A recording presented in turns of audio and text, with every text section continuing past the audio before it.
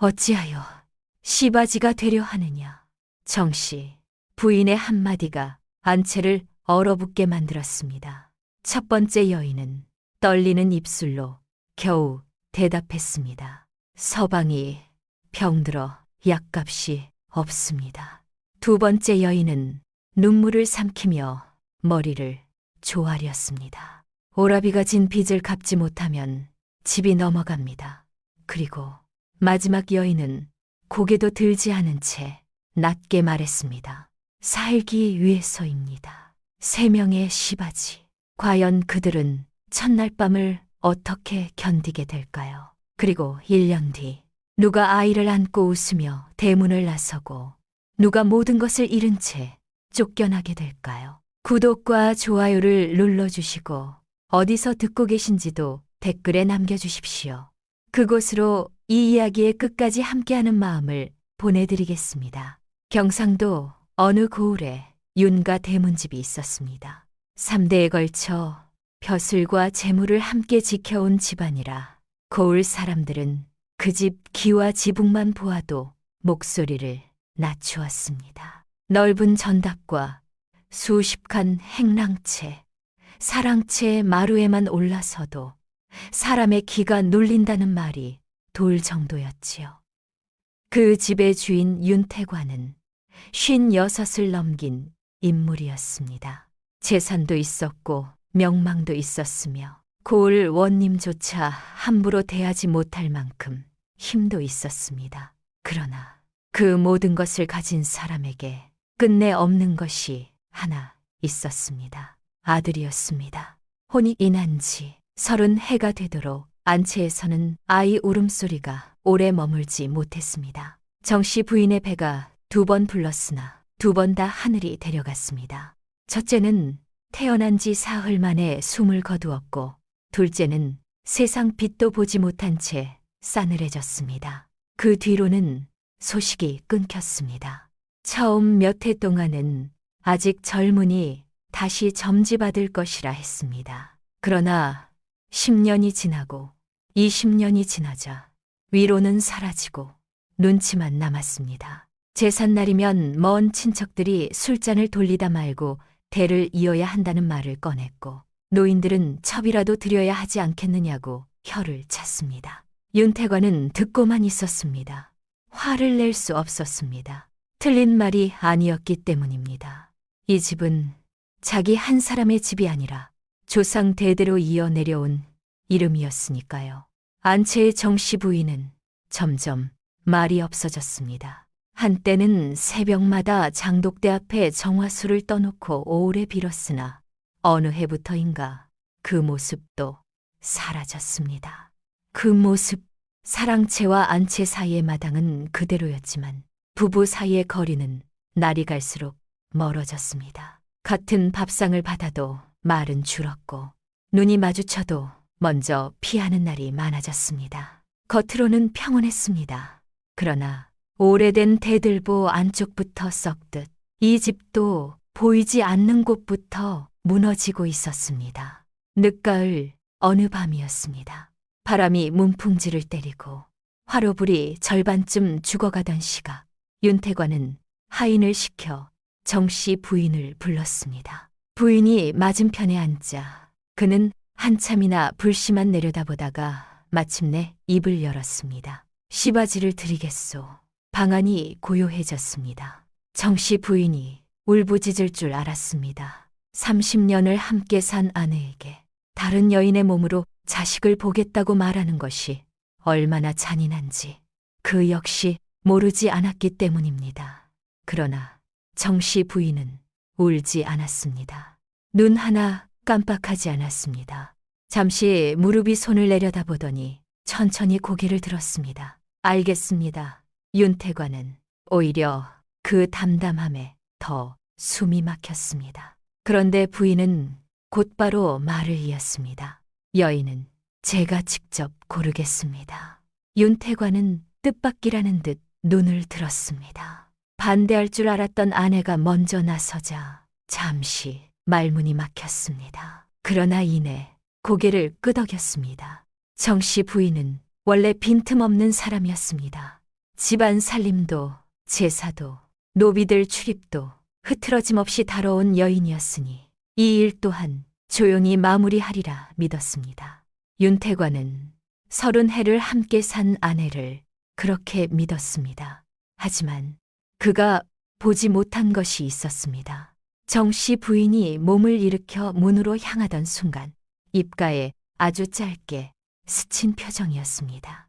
슬픔도 아니고 체념도 아니었습니다.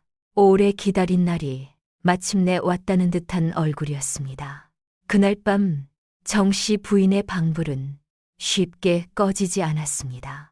늙은 몸종 하나가 물을 들이러 갔다가 방문 아래 길게 새어나오는 등불을 보고 이상하다 여길 정도였습니다. 상 위에는 오래된 장부와 누렇게 바른 종이 몇 장이 펼쳐져 있었습니다. 정씨 부인은 그중 한 장을 꺼내 오래 바라보았습니다.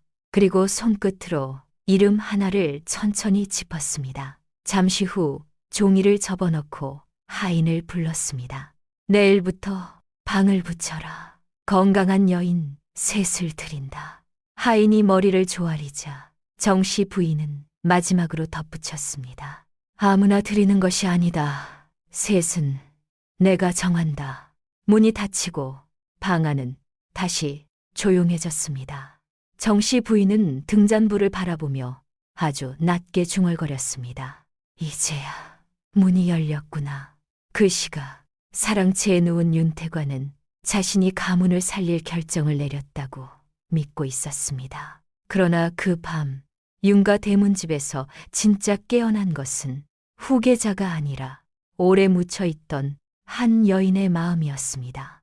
그날 밤 윤태관은 자신이 가문을 살릴 결정을 내렸다고 믿고 있었습니다. 그러나 안채의 정씨 부인은 등잔불 앞에 홀로 앉아 오래 묻혀있던 마음을 천천히 깨우고 있었습니다. 새벽닭이 울기 전까지 부인의 방불은 꺼지지 않았습니다. 다음 날 아침 윤가 대문집 대문 바깥 담장에는 방 하나가 붙었습니다. 먹빛이 선명한 글씨였습니다. 건강한 여인 셋을 드린다. 가장 먼저 옥동자를 낳는 자에게 전답과 은자를 내린다. 나머지 여인에게도 수고비를 후하게 내린다. 고을 사람들은 장에 나가기 전 그 방 앞에 먼저 모여들었습니다. 처음에는 수군거림뿐이었습니다. 세상에 이런 일이 다 있느냐는 협찬 소리, 윤가 대문집도 다급해졌다는 비웃음, 저만한 집이면 그럴만도 하다는 체념이 뒤섞였습니다. 그러나 해가 중천에 오르기도 전에 다른 말이 퍼졌습니다. 수고비가 넉넉하다는 말이었습니다. 그러자 사람들의 눈빛이 달라졌습니다. 세상은 늘 도덕보다 쌀독 앞에서 먼저 흔들리는 법이었습니다. 사흘 뒤부터 안채 대청에는 여인들이 줄지어 들어오기 시작했습니다. 나이 어린 처녀도 있었고 남편 잃은 과부도 있었으며 이미 아이를 낳아본 몸으로 다시 팔려 나온 여인도 있었습니다. 얼굴마다 사연이 있었고 손등마다 살아온 흔적이 묻어 있었습니다. 정씨 부인은 반드시 앉아 한 사람씩 불러들였습니다. 말은 길지 않았습니다. 나이가 얼마냐, 병은 없느냐, 아이를 낳아본 적 있느냐, 왜 이 자리에 왔느냐. 울음을 터뜨리는 여인도 있었고 거짓으로 꾸민 사연을 늘어놓는 여인도 있었습니다. 정씨 부인은 고개만 끄덕이거나 손끝으로 물러가라는 뜻을 보일 뿐이었습니다. 표정은 한 번도 흐트러지지 않았습니다. 마치 사람을 보는 것이 아니라 저울 위에 곡식을 고르듯 차갑고 정확했습니다. 첫 번째로 남겨진 여인은 미옥이었습니다. 26, 눈매가 날카롭고 손놀림이 빨랐습니다. 왜 왔느냐는 물음에 그녀는 머뭇거리지 않았습니다. 서방이 반년째 자리에서 못 일어납니다. 약 한 첩 값이 없어 왔습니다. 목소리는 담담했으나 눈빛은 살아있었습니다.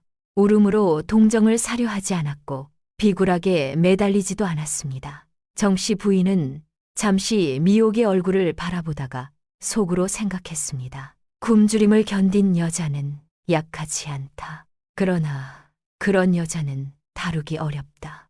부인은 조용히 말했습니다. 밖에서 기다려라. 미옥은 눈썹 하나 까딱하지 않고 물러났습니다. 두 번째로 남겨진 여인은 다은이었습니다. 22 남짓, 들어오자마자 손을 어디에 두어야 할지 몰라 치맛자락만 만지작거렸습니다.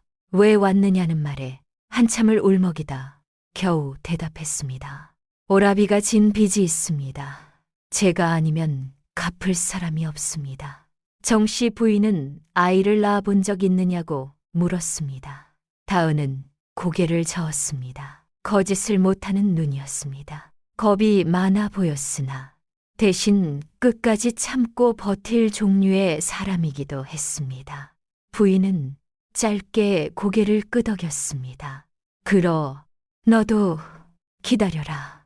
세 번째 여인은 해가 기울 무렵 들어왔습니다. 설아였습니다. 24쯤 되어 보였고 다른 여인들과 달리 걸음에 조급함이 없었습니다.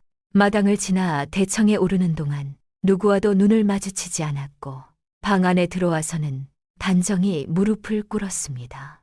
정씨 부인이 나이를 묻자 또렷하게 답했고 병이 있느냐 묻자 없다고 했습니다. 아이를 낳은 적 있느냐는 물음에도 짧게 없다고 했습니다. 마지막으로 왜 왔느냐는 질문이 떨어졌을 때 설아는 잠시 침묵했습니다. 그리고 아주 낮은 목소리로 말했습니다. 살아남기 위해서입니다. 그 한마디가 방 안 공기를 바꾸었습니다. 다른 여인들이 가난과 병과 빚을 말할 때 설아는 살아남는다는 말을 했습니다. 돈보다 크고 체면보다 절박한 말이었습니다. 정씨 부인의 눈빛이 처음으로 미세하게 흔들렸습니다. 놀람인지 확인인지 알 수 없는 짧은 떨림이었습니다. 부인은 설아를 오래 바라보았습니다. 설아는 고개를 숙이고 있었으나 이상하게도 밀리지 않는 기운이 있었습니다. 마치 이미 많은 것을 잃어 더는 겁낼 것이 없는 사람처럼 보였습니다. 정씨 부인은 곧바로 몸을 일으켰습니다. 오늘은 여기까지다. 아직 마당에는 차례를 기다리는 여인들이 남아 있었습니다. 술렁거림이 일었습니다. 그러나 부인은 눈길 한 번 주지 않았습니다. 그리고 또렷하게 말했습니다.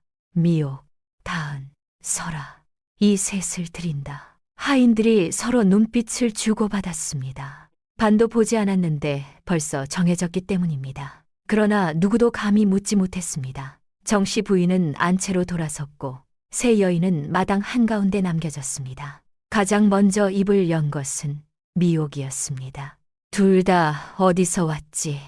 웃는 얼굴이었지만 말끝은 날카로웠습니다.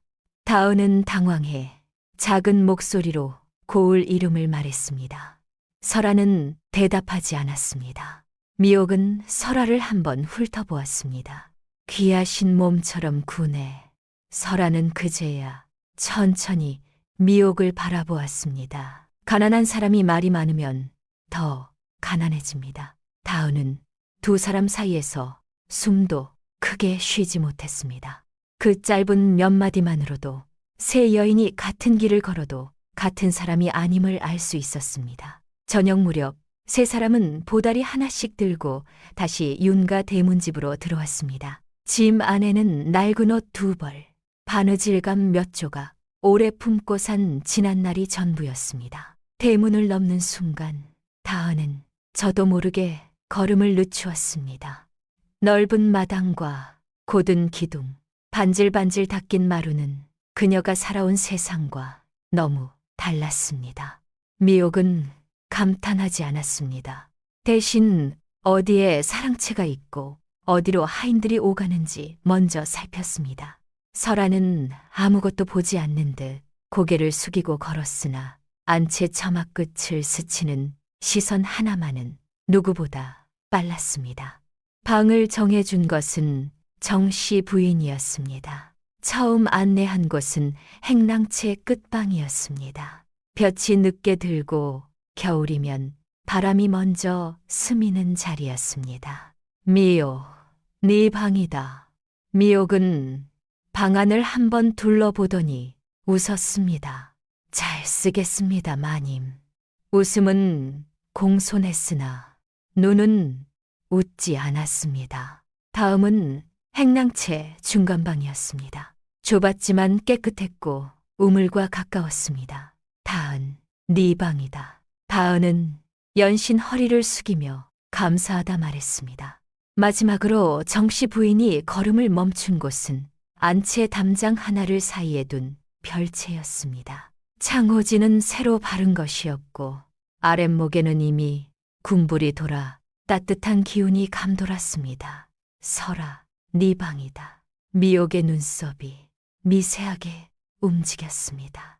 다은도 그 차이를 단번에 알아차렸습니다. 설아는 놀라는 기색 없이 방 안으로 들어섰습니다.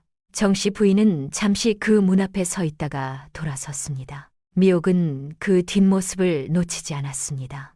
우연이라기엔 2번 연속이었습니다. 먼저 뽑힌 것도 설아였고 가장 좋은 방도 설아였습니다. 밤이 깊자 행랑채는 조용해졌습니다. 다은은 낯선 이불 속에서 훌쩍이다 지쳐 잠들었습니다.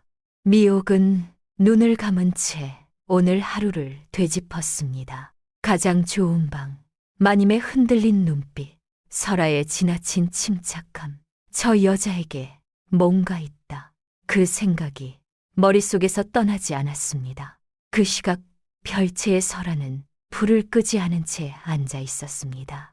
두 손은 무릎 위에 가지런했으나 손끝이 보일 듯 떨리고 있었습니다. 방 안에는 아무도 없는데도 그녀는 아주 낮게 속삭였습니다. 여기까지 왔습니다.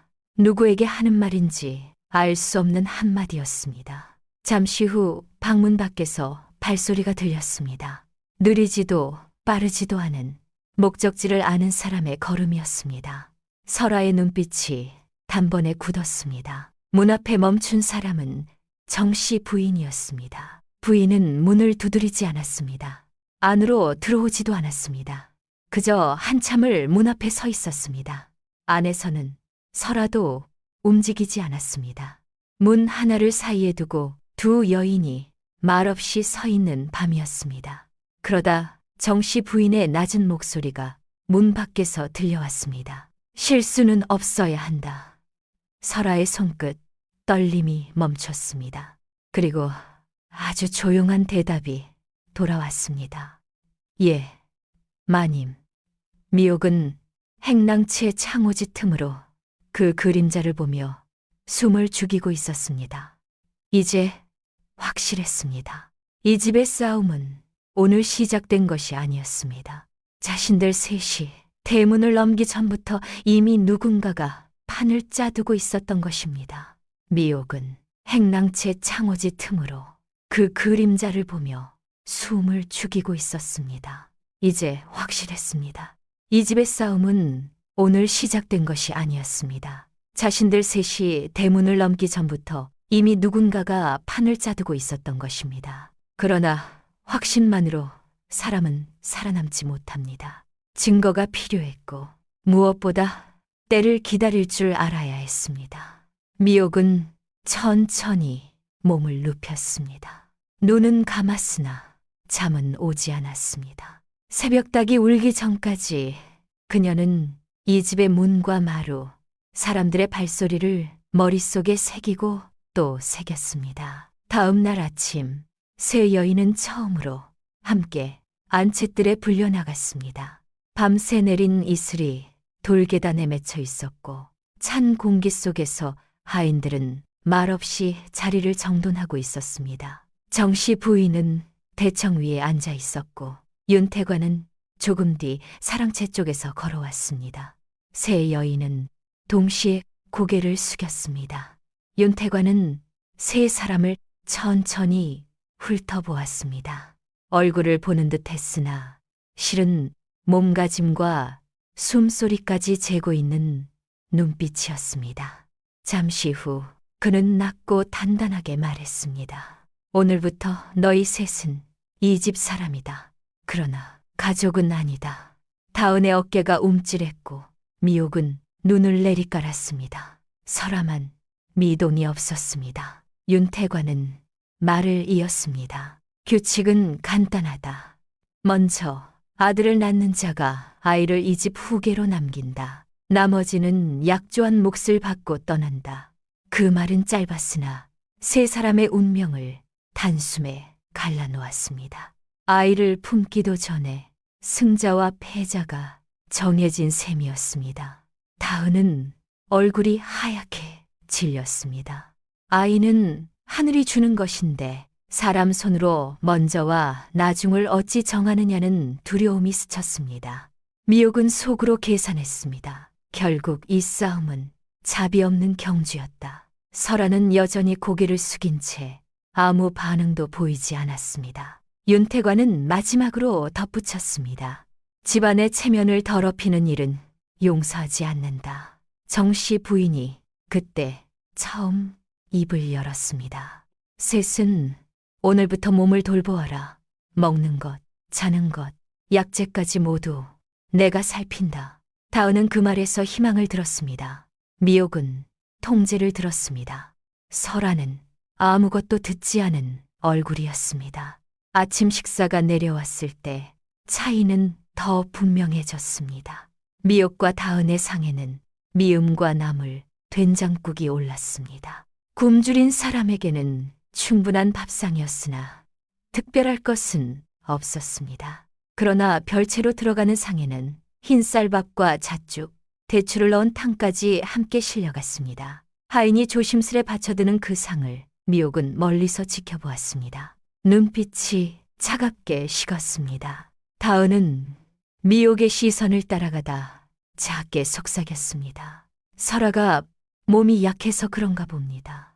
미옥은 피식 웃었습니다. 몸 약한 사람이 어젯밤 눈빛은 제일 단단하더라. 다은은 더는 말을 잇지 못했습니다. 그녀는 사람을 쉽게 믿는 편이었고 그런 사람은 세상이 왜 자꾸 어려운지 늦게 깨닫는 법이었습니다. 낮이 되자 정씨 부인은 세 사람을 차례로 불러 몸 상태를 물었습니다. 맥을 짚고 손등을 살피고 얼굴빛을 살폈습니다. 다은은 마님의 손길에 긴장이 풀려 눈물까지 글썽였습니다. 타지에서 처음 받는 친절이라 여긴 것입니다. 미옥은 손을 맡기면서도 손끝에 힘을 주었습니다. 누가 누구를 살피는지 아직 모른다는 뜻이었습니다. 설아 차례가 되자 정씨 부인의 손이 아주 잠시 멈추었습니다. 두 사람은 눈을 마주치지 않았으나 방 안 공기가 묘하게 굳었습니다. 부인은 맥을 짚는 대신 손목 위를 한번 쓸고는 조용히 말했습니다. 피곤해 보이는구나. 설아는 낮게 답했습니다. 괜찮습니다. 그 짧은 대화에 미옥은 확신을 더했습니다. 모르는 사람에게는 생기지 않는 익숙함이 있었습니다. 그날 저녁 하인 하나가 행랑채에 새 옷감을 들고 왔습니다.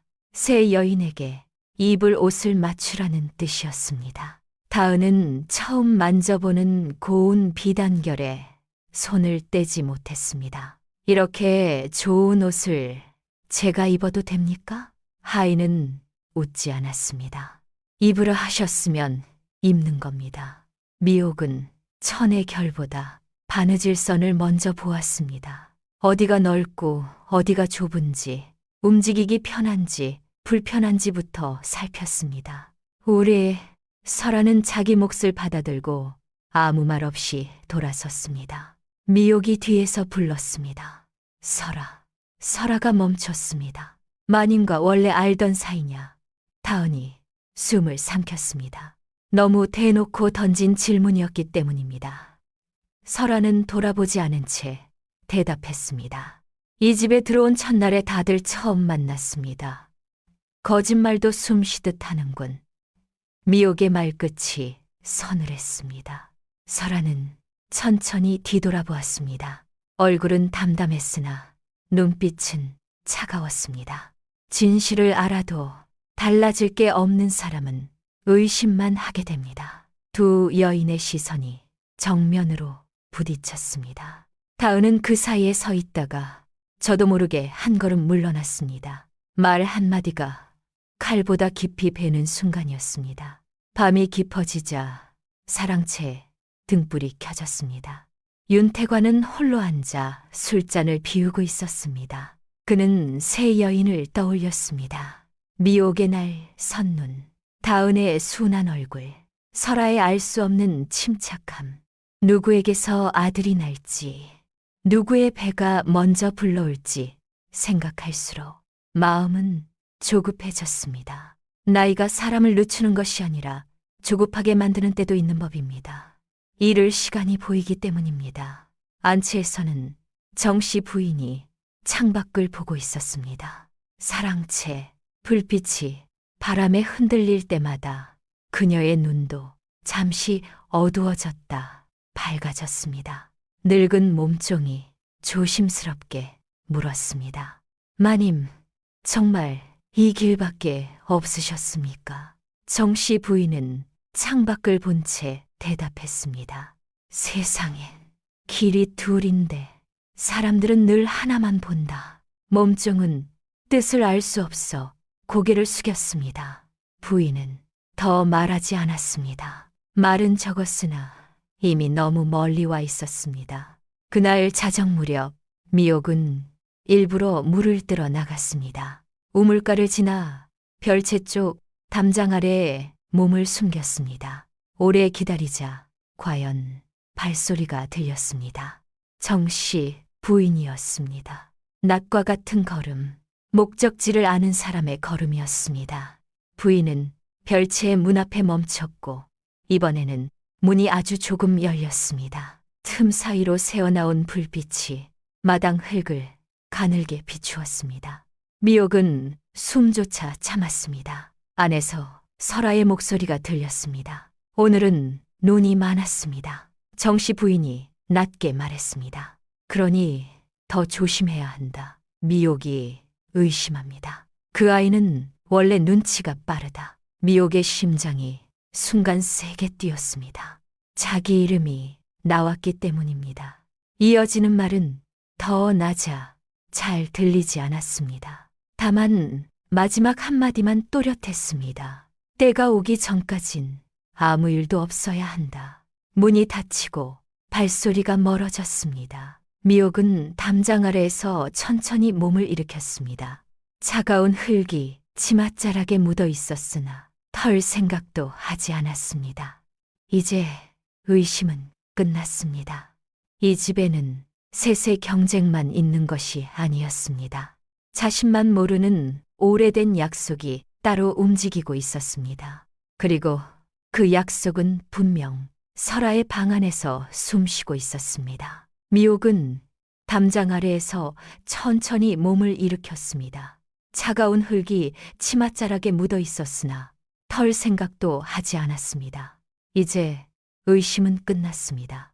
이 집에는 셋의 경쟁만 있는 것이 아니었습니다. 자신만 모르는 오래된 약속이 따로 움직이고 있었습니다. 그리고 그 약속은 분명 설아의 방 안에서 숨쉬고 있었습니다. 미옥은 그날 밤 끝내 잠들지 못했습니다. 억울함 때문만은 아니었습니다. 가난한 사람은 불공정을 견디는 데 익숙하지만 눈앞에서 바보 취급당하는 것은 참기 어렵기 때문입니다. 해가 뜨기 전 그녀는 이미 마음을 정했습니다. 이 집이 판을 짜두었다면 자신도 판을 읽어야 한다고. 모르는 척 웃고 아는 척은 가장 늦게 하겠다고. 새벽 안개가 걷히자 새 여인은 다시 안채뜰에 불려 나왔습니다. 정씨 부인은 오늘부터 몸가짐과 생활 규칙을 정하겠다 말했습니다.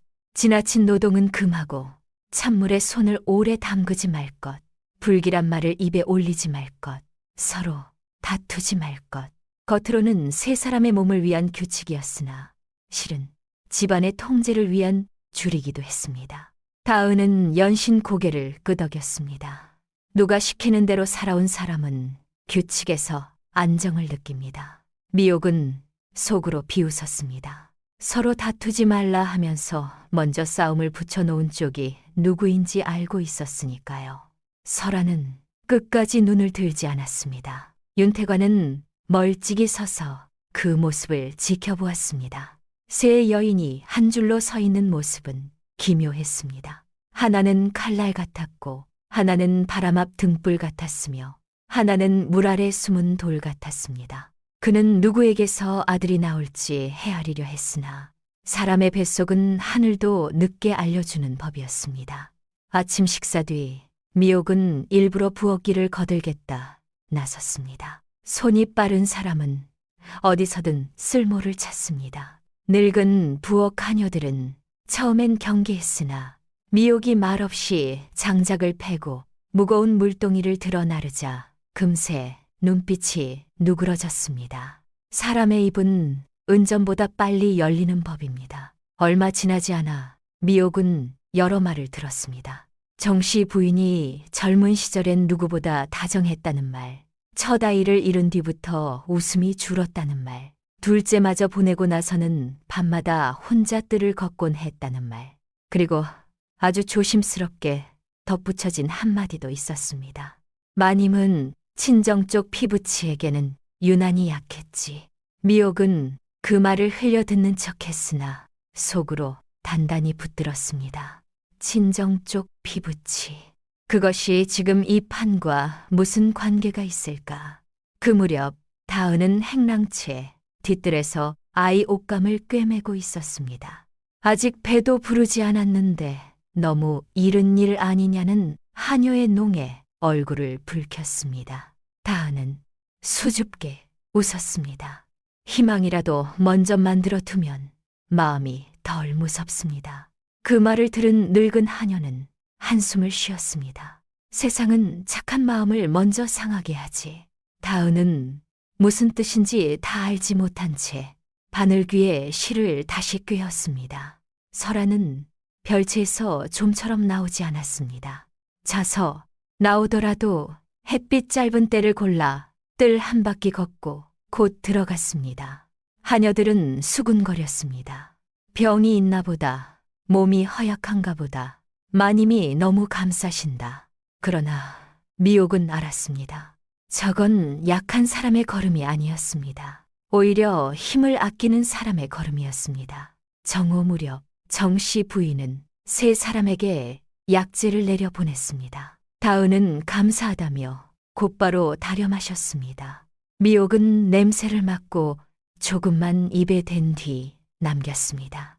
설아의 방으로 들어간 탕약은 잠시 뒤 빈 그릇으로 나왔습니다. 미옥은 일부러 그릇을 씻는 하녀 곁에 다가갔습니다. 설아는 잘 먹나 보네. 하녀는 아무 생각 없이 답했습니다. 약을 원래 잘 드시는 눈치던데요. 마님께서 따로 챙기라 하셨습니다. 따로 챙긴다. 또 하나의 차이였습니다. 미옥은 미소를 지었으나 눈빛은 더욱 차가워졌습니다. 저녁이 가까워질 무렵 윤태관은 처음으로 세 여인을 사랑채로 불렀습니다.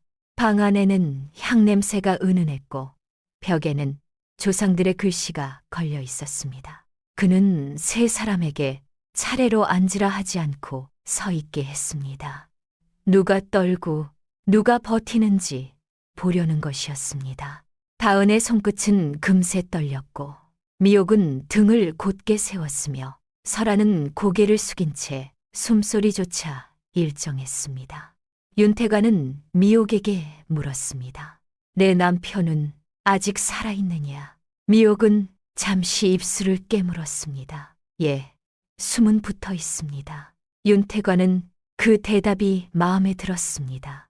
불쌍함을 파는 여인보다 현실을 아는 여인이 덜 피곤하기 때문입니다. 그는 다은에게 물었습니다. 오라비 빚은 얼마냐? 다은은 액수를 말하며 목이 메었습니다. 윤태관은 고개만 끄덕였습니다. 마지막으로 설아를 보았습니다. 너는 무엇이 가장 두려우냐? 방 안 공기가 잠시 멈췄습니다. 설아는 천천히 대답했습니다.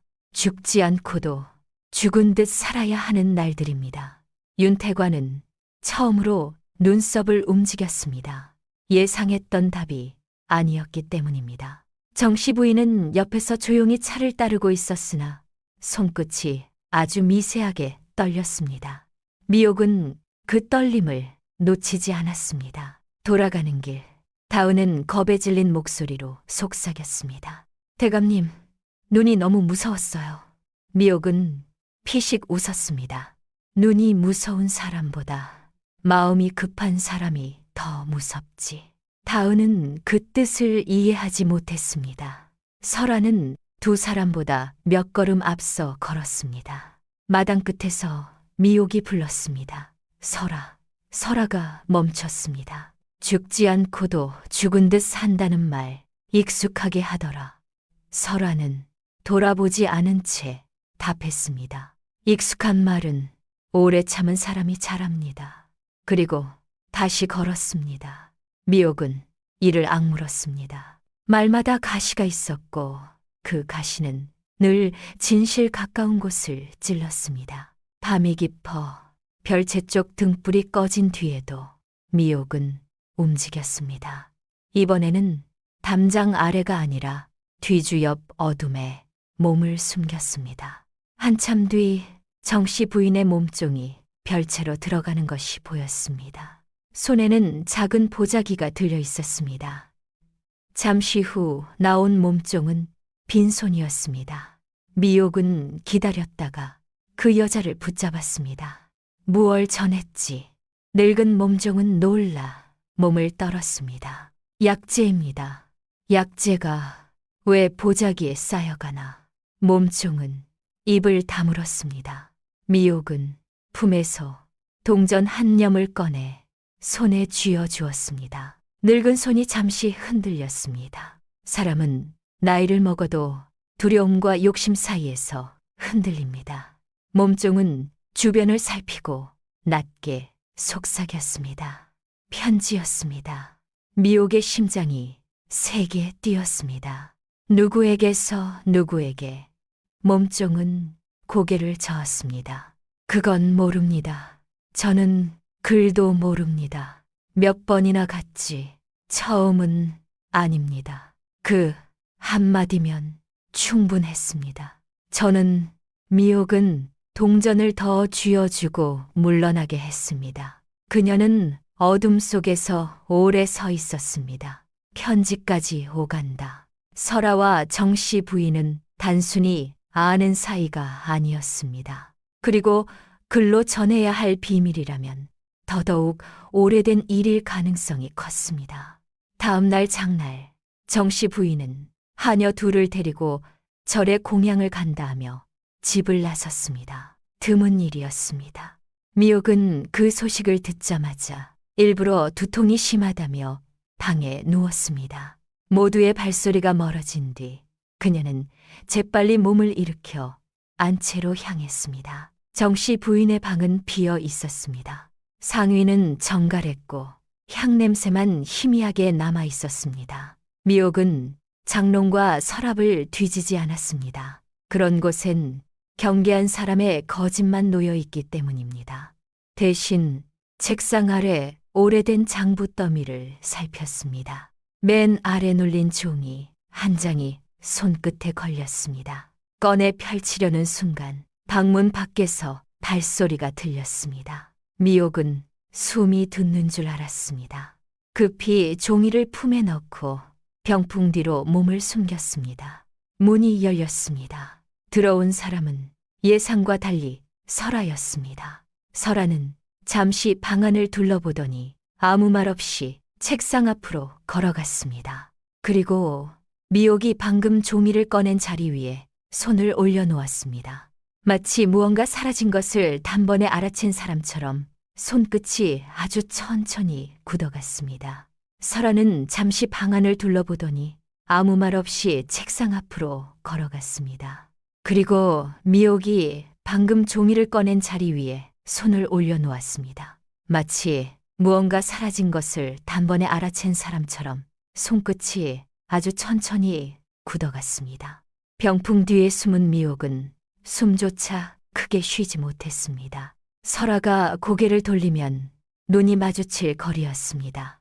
방 안에는 사람 둘의 숨소리와 창호지 흔들리는 소리만 남아 있었습니다. 설아는 한참 동안 손을 올린 채 서 있었습니다.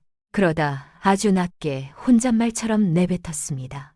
늦었습니다. 누구에게 하는 말인지 알 수 없었으나 체념과 초조가 함께 묻어 있었습니다. 잠시 뒤 그녀는 책상 서랍을 열어 다른 종이 한 장을 꺼냈습니다. 그리고 등잔불에 가져가 읽지도 않은 채 불살라 버렸습니다. 미옥의 눈빛이 흔들렸습니다. 증거를 지우고 있었습니다. 불씨가 사그라질 때까지 설아는 움직이지 않았고 제가 완전히 식은 뒤에야 조용히 방을 나갔습니다. 문이 닫히고 한참이 지나서야 미옥은 병풍 뒤에서 나왔습니다. 손바닥에는 식은땀이 가득했습니다. 그녀는 곧장 품 안의 종이를 꺼내 펼쳤습니다. 오래된 호적 초본이었습니다. 글씨는 바랬으나 이름은 또렷했습니다. 정씨 부인의 친정 성씨, 그리고 그 아래 적힌 사내아이의 이름 하나, 강준서. 나이 계산을 해보니 지금 30 안팎이 될 터였습니다. 미옥은 눈을 가늘게 떴습니다. 친정 피부치, 전에 부엌에서 들었던 말과 이어졌습니다. 정씨 부인이 유난히 아낀다는 친정 쪽 사람. 그렇다면 설아와 무슨 관계가 있는 것일까? 미옥은 종이를 다시 접어 품에 넣었습니다. 이쯤 되면 추측만으로도 판이 보일 법했으나 사람을 무너뜨리려면 추측보다 한 걸음 더 나아가야 했습니다. 그날 저녁 정씨 부인이 절에서 돌아왔습니다. 얼굴은 평온했으나 방 안에 들어서자마자 책상 아래 장부 더미부터 살폈습니다. 아무것도 내색하지 않았지만 늙은 몸종은 마님의 손끝이 떨리는 것을 보았습니다. 정씨 부인은 잠시 뒤 설아를 불렀습니다. 별채 문이 닫히고 두 여인이 마주 앉았습니다. 누가 들어왔느냐? 설아는 한참 침묵하다가 낮게 말했습니다. 미옥일 겁니다. 정씨 부인의 눈빛이 차갑게 식었습니다. 성씨 부인의 눈빛이 왜 막지 않았느냐? 이미 가져간 뒤였습니다. 정씨 부인은 이를 악물었습니다. 그러나 화를 오래 품지 않았습니다. 분노는 들키기 쉽고 냉정은 더 오래 갑니다. 그 아이는 영리하다. 그러니 서둘러야 한다. 설아는 눈을 내리깔았습니다. 정말 이길 뿐입니까? 그 말에 정씨 부인의 얼굴이 처음으로 흔들렸습니다. 돌아가기엔 너무 멀리 왔다. 설아는 더는 묻지 못했습니다. 밤이 깊어 행랑채로 돌아온 미옥은 다은이 토한 자국을 치우고 있는 모습을 보았습니다. 다은은 얼굴이 새하얗게 질려 있었습니다. 괜찮으냐? 미옥이 묻자 다은은 민망한 듯 웃었습니다. 낮부터 속이 메스꺼워요. 체한 줄 알았는데 자꾸 이럽니다. 미옥은 잠시 말을 잃었습니다. 그리고 천천히 다은의 손목을 잡아 맥을 느껴보았습니다. 그녀는 의원은 아니었으나 병든 남편 곁을 오래 지키며 몸의 신호쯤은 익혔습니다. 다은의 맥은 평소와 달랐습니다. 빠르고도 깊었습니다. 축하받을 일일지도 모르지. 다은의 눈이 동그래졌습니다. 정말입니까? 그 한마디에는 기쁨보다 두려움이 먼저 실려 있었습니다. 아이가 생긴다면 좋았습니다. 그러나 이 집에서는 아이조차 경쟁의 도구가 된다는 것을 그녀도 알고 있었으니까요. 다음 날 아침 정씨 부인은 다은을 보자마자 얼굴빛이 달라진 것을 알아챘습니다. 곧 의원이 불려왔고 진맥 끝에 조심스러운 말이 떨어졌습니다. 경사가 있을 듯합니다. 윤태관의 눈에 처음으로 빛이 돌았습니다. 그는 다은을 오래 바라보다 하인들에게 보약과 좋은 음식을 내리라 명했습니다. 다은은 얼떨떨한 채 무릎을 꿇고 감사 인사를 올렸습니다. 그 모습을 보는 미옥의 속은 복잡했습니다. 축하해야 마땅했으나 이 집에서 먼저 임신한 자가 유리하다는 사실도 알고 있었습니다. 그리고 설아의 얼굴을 본 순간 미옥은 또 다른 이상함을 느꼈습니다. 설아는 놀라지도 조급해하지도 않았습니다. 오히려 이미 알고 있었다는 사람처럼 담담했습니다. 그날 점심 무렵 별채에서 밥 냄새를 맡은 설아가 갑자기 입을 틀어막고 밖으로 뛰어나왔습니다.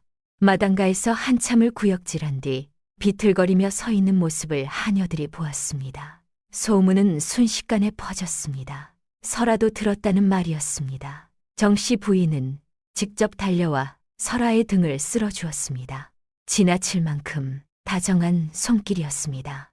미옥은 그 장면을 멀리서 지켜보다 이를 악물었습니다. 다은에게는 의원을, 설아에게는 손수 달려오는 정씨 부인. 차이가 너무 선명했습니다. 오후에 의원이 다시 불렸고 설아 역시 몸에 경사가 있다는 말이 내려졌습니다. 집안은 술렁였습니다. 윤태관은 두 여인이 동시에 아이를 품었다는 사실에 기뻐하면서도 마음 한구석이 조급해졌습니다. 누가 먼저 낳을지, 아들인지 딸인지, 하늘은 왜 늘 사람을 기다리게 만드는지 알 수 없었기 때문입니다. 미옥은 그날 저녁 홀로 우물가에 앉아 날짜를 헤아렸습니다. 다은이 처음 토한 날, 설아가 밥냄새를 맡고 돌아선 날, 윤태관이 세 여인을 들인 날짜, 그리고 자신들이 대문을 넘은 날, 손가락으로 하나씩 짚어가던 그녀의 눈빛이 서서히 날카로워졌습니다. 너무 빨랐습니다. 설아의 입덧은 너무 빨랐습니다.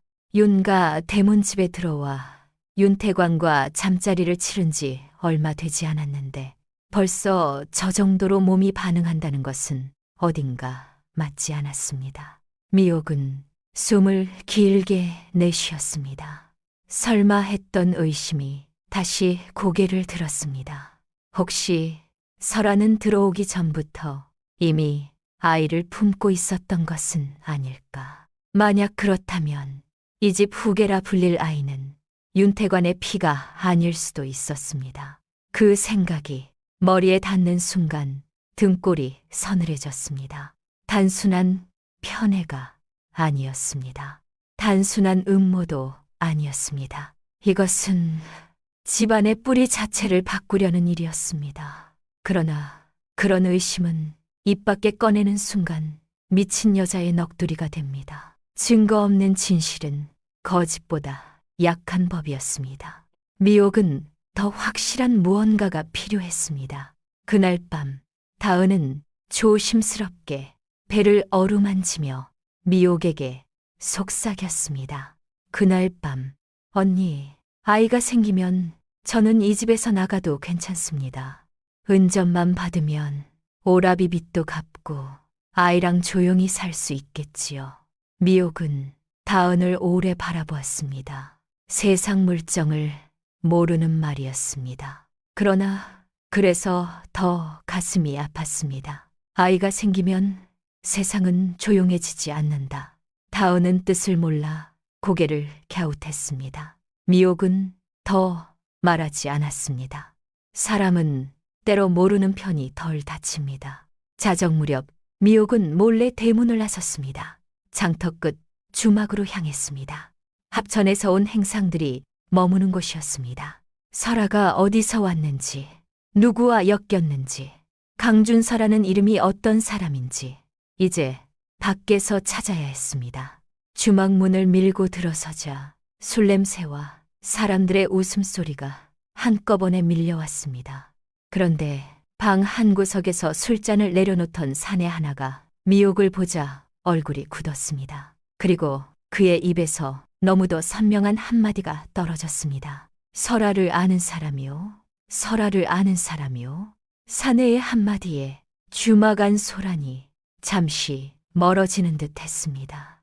미옥은 놀란 기색을 숨기며 천천히 그 사내 맞은편에 앉았습니다. 사내는 30을 조금 넘긴 듯 했으나 얼굴에는 먼 길의 피로가 깊게 밴 사람이었습니다. 손등은 거칠었고 눈빛은 한 번쯤 크게 잃어본 사람의 눈이었습니다. 그는 미옥을 위아래로 훑어보다 술잔을 밀어주었습니다. 윤가 대문집에서 왔소? 미옥은 대답 대신 잔을 밀어냈습니다. 내가 묻고 싶소. 당신은 설아를 어찌아시오? 사내는 잠시 웃었습니다. 쓴 웃음이었습니다. 세상에서 제일 늦게 듣는 말이 늘 자기 이야기라더니 그는 목을 축이고 낮게 말했습니다. 나는 합천 사람 강준서요. 미옥의 심장이 크게 뛰었습니다. 품속 호적 초본에 적혀 있던 이름이었습니다. 정씨 부인의 친정 쪽 피부치, 그리고 지금 제 눈앞에 앉은 사내 미옥은 얼굴빛 하나 바꾸지 않았습니다. 그 이름이 왜 중요하지? 강준서는 술잔을 내려놓았습니다. 설아 뱃속 아이의 아비가 나이기 때문이요. 그 말은 번개처럼 떨어졌습니다. 미옥은 잠시 숨을 잊었습니다. 의심이 사실이 되는 순간 사람은 기쁨보다 서늘함을 먼저 느낍니다. 너무 큰 진실은 오히려 두렵기 때문입니다. 강준서는 미옥의 눈빛을 읽은 듯 씁쓸하게 웃었습니다. 이제 알겠소. 윤가 집안이 무슨 짓을 벌였는지. 미옥은 낮게 물었습니다. 처음부터 말하시오. 강준서는 오래 묵은 흙을 털어내듯 천천히 입을 열었습니다. 설아는 본래 합천 뒷산 아래 초가집 딸이었습니다. 아비는 일찍 죽고 병든 어미와 둘이 살았습니다. 얼굴이 고왔고 성정은 조용했으나 가난한 집 딸의 고움은 축복보다 화근이 되는 때가 많았습니다. 고을 사내들이 군침을 흘렸고 장터의 잡것들이 말을 걸었습니다. 그때 강준서가 나섰습니다. 그는 정씨 부인의 친정 조카로 한때 글 공부를 하다 뜻을 이루지 못하고 고향으로 내려와 있던 사람이었습니다. 나는 설아를 아내로 맞으려 했소. 그의 목소리가 잠시 떨렸습니다. 가난했지만 같이 살 길은 있었소. 그러나 병든 설아 어미가 먼저 쓰러졌습니다. 약값이 급했고 집에는 쌀독마저 비었습니다. 그 무렵 정씨 부인의 사람이 합천에 내려왔습니다. 강준서는 그날을 잊지 못했습니다. 검은 가마, 말수 적은 하인들, 그리고 정씨 부인의 편지 한 장. 편지에는 단 2줄만 적혀 있었습니다. 내 피를 잊고 싶거든 사람을 보내라. 나머지는 내가 하겠다. 강준서는 처음엔 거절했습니다. 미친 짓이라 여겼습니다. 그러나 며칠 뒤 설아 어미가 눈을 감았습니다. 장례 치를 돈도 없던 날 그는 무너졌습니다. 내가 설아를 지키려 했는데 결국 내가 설아를 팔았소. 주막의 등불 아래 그의 눈이 붉어졌습니다. 미옥은 차갑게 물었습니다. 설아도 알고 있었어? 처음엔 몰랐어. 강준서는 고개를 숙였습니다. 강준서는 나중에 알았지. 그러나 이미 아이가 생긴 뒤였소. 미옥은 손끝을 꽉 쥐었습니다. 퍼즐이 맞아 들어가고 있었습니다. 정씨 부인은 친정 피부치 강준서의 아이를 설아 뱃속에 들여보낸 뒤 윤가 집안 후계로 세우려 한 것입니다. 남편의 씨를 받아 대를 잇는 척하면서 실은 제 피를 집안 중심에 심으려 한 셈이었습니다. 욕망과 복수, 계산과 상처가 뒤엉킨 계략이었습니다. 강준서는 다시 입을 열었습니다. 설아를 데려간 날 그녀가 내게 한 말이 있소. 살아남으라 했소. 자긴 돌아오지 못할지 모른다고. 미옥은 처음으로 설아의 얼굴이 떠올랐습니다. 늘 담담하고 차갑던 눈빛 아래 얼마나 깊은 체념이 숨어 있었는지 이제야 보이는 듯 했습니다. 그러나 연민은 잠시뿐이었습니다. 이 판이 성공하면 다은의 아이도 자신의 기회도 윤가 집안의 이름도 모두 거짓 위에 서게 됩니다. 미옥은 낮게 물었습니다. 왜 이제와 말하시오? 강준서는 허탈하게 웃었습니다. 나는 겁쟁이요. 처음엔 돈을 받았고 다음엔 들킬까 무서웠고 그 다음엔 설아가 혹여 잘 살길 바랐소. 그런데 장터에 윤가 집안 소문이 돌더군. 설아가 귀한 대접을 받는다더군. 그 말을 듣는 순간 알았소. 저 여자가 더 깊은 수렁에 빠졌다는 걸. 그는 품에서 작은 비녀 하나를 꺼냈습니다. 값싼 나무 비녀였으나 오래 만진 흔적이 있었습니다. 설아것이오, 가져가시오. 그녀가 보면 알 것이오. 미옥은 비녀를 받아들었습니다. 물건 하나가 때로는 사람 100마디 말보다 큰 증거가 됩니다. 주막을 나설 무렵 강준서가 마지막으로 불렀습니다. 부디 설아를 너무 미워하지 마시오. 그 여자도 선택한 게 아니라 밀려간 것이오. 미옥은 뒤돌아보지 않았습니다. 밀려간 사람이 남까지 밀어넣을 때도 있어. 새벽길은 차가웠습니다. 윤가 대문집으로 돌아오는 동안 미옥의 마음은 더 복잡해졌습니다. 설아가 불쌍하지 않은 것은 아니었습니다. 하지만 불쌍함이 죄를 지워주지는 않습니다. 세상에는 억울한 사람도 있고 억울함을 칼로 바꾸는 사람도 있습니다.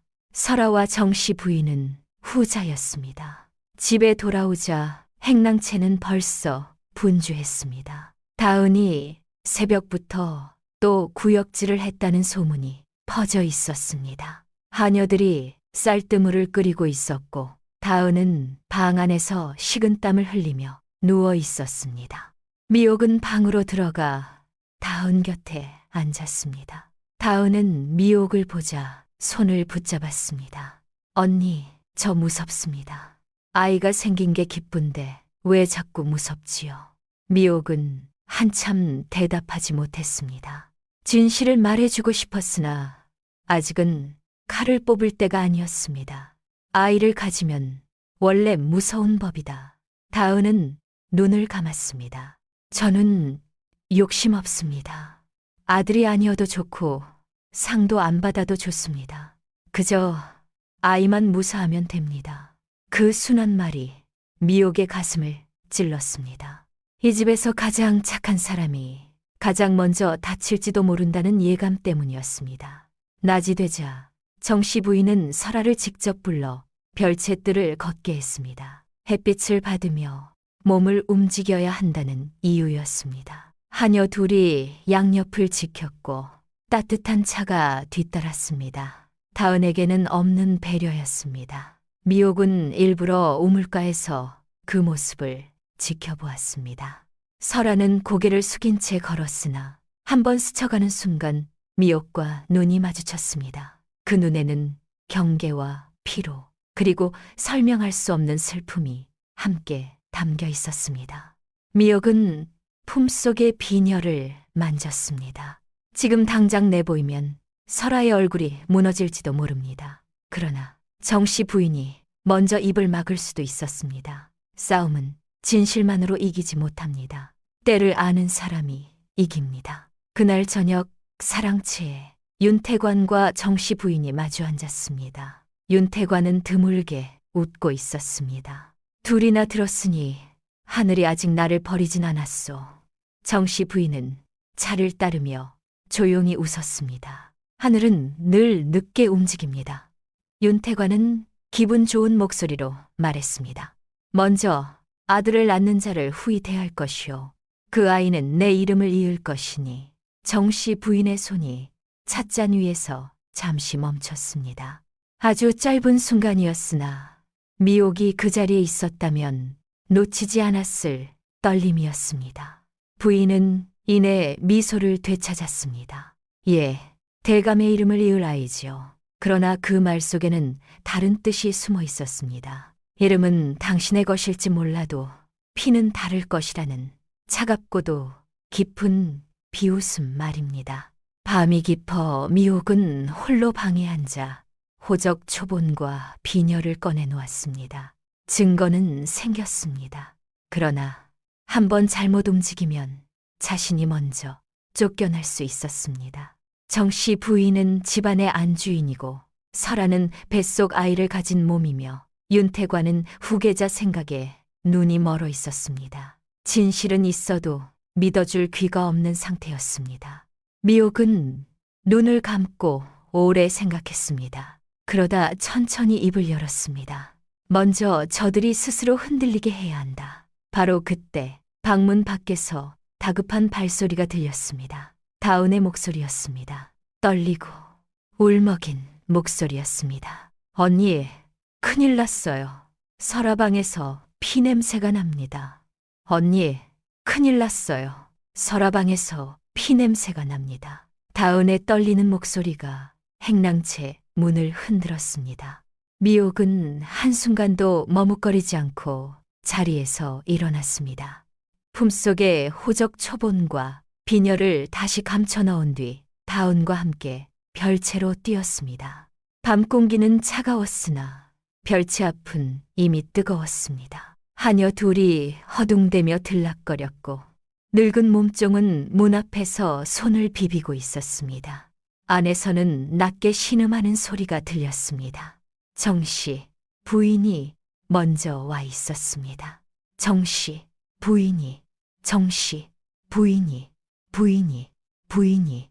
평소 흐트러짐 없던 얼굴이 처음으로 굳어 있었습니다. 아무도 들어오지 마라. 부인의 날 선 목소리가 문 밖 사람들을 멈춰 세웠습니다. 그러나 미옥은 멈추지 않았습니다. 같은 처지의 몸입니다. 도울 일이 있을 수 있습니다. 정씨 부인의 눈이 번뜩였으나 지금은 다툴 겨를이 없었습니다. 그녀는 짧게 고개를 돌렸습니다. 미옥과 다은이 방 안으로 들어섰습니다. 설아는 이불 위에 반쯤 기대 앉아 있었습니다. 얼굴은 종이처럼 휘었고 손끝은 떨리고 있었습니다. 치맛자락 아래 붉은 자국이 번져 있었습니다. 다은은 그 모습을 보고 입을 틀어막았습니다. 미옥은 곧장 바닥과 이불, 설아의 표정을 함께 살폈습니다. 피는 있었으나 양은 많지 않았습니다. 무엇보다 설아의 눈에는 공포보다 분노가 먼저 떠 있었습니다. 그것이 미옥의 마음에 걸렸습니다. 진짜로 아이를 잃을까 두려운 여자의 눈이 아니었습니다. 정씨 부인은 의원을 부르라 명했고 하녀 하나가 달려나갔습니다. 설아는 이를 악문 채 정씨 부인의 손목을 붙잡았습니다. 죄송합니다. 그 한마디에 정씨 부인의 눈빛이 흔들렸습니다. 입 다물어라. 지금은 숨부터 고르거라. 미옥은 그 말을 들으며 속으로 되뇌었습니다. 죄송하다. 단순히 몸이 약해 피를 본 사람의 말은 아니었습니다. 약속을 망쳤을 때 나오는 말에 가까웠습니다. 잠시 후 의원이 도착했습니다. 맥을 짚고 배를 살피고 피 묻은 천을 확인한 뒤 조심스레 말했습니다. 놀라긴 했으나 아직은 괜찮습니다. 다만 몸을 크게 상하게 할 일을 피해야 합니다. 윤태관도 그제야 별채로 뛰어들어왔습니다. 그는 설아보다 먼저 의원을 향해 물었습니다. 아이는 무사한가? 설아의 눈이 잠시 감겼습니다. 사람은 절망할 때보다 기대했던 대답을 다시 들을 때 더 지치는 법입니다. 의원이 고개를 끄덕이자 윤태관은 길게 숨을 내쉬었습니다. 그제야 설아를 보며 몸을 아껴야지 한마디를 덧붙였습니다. 미옥은 그 장면을 보고 씁쓸하게 웃었습니다. 이 집에서 여인은 배를 품은 그릇이었고 그릇이 깨질까봐 걱정하는 이들은 많아도 그릇에 마음을 묻는 이는 없었습니다. 밤이 더 깊어 사람들은 흩어졌습니다. 정씨 부인은 설아 곁에 남았고 미옥과 다은은 물러났습니다. 돌아오는 길 내내 다은은 떨리는 목소리로 중얼거렸습니다. 아이가 다치면 어쩌나 했어요. 너무 무서웠어요. 미옥은 대답하지 않았습니다. 머릿속에서는 다른 계산이 움직이고 있었습니다. 피는 진짜일 수도 있고 누군가의 경고일 수도 있었습니다. 만약 설아가 이미 아이를 품고 들어온 몸이라면 오늘의 소동은 날짜를 앞당기거나 뒤섞는 데 쓰일 수도 있었습니다. 진실을 감추려는 사람은 늘 혼란을 먼저 만듭니다. 다음 날부터 별채는 더욱 굳게 닫혔습니다.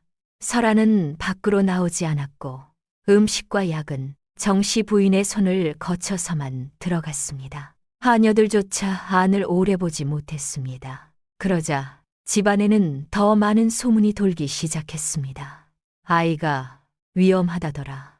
설아 몸이 원래 약했다더라. 누군가 해코지를 했다더라. 사람들은 모를수록 더 잘 떠듭니다. 미옥은 그 소문들을 일부러 막지 않았습니다. 때로 거짓 소문은 진실을 끌어내는 갈고리가 되기 때문입니다. 그녀는 먼저 다은을 챙겼습니다.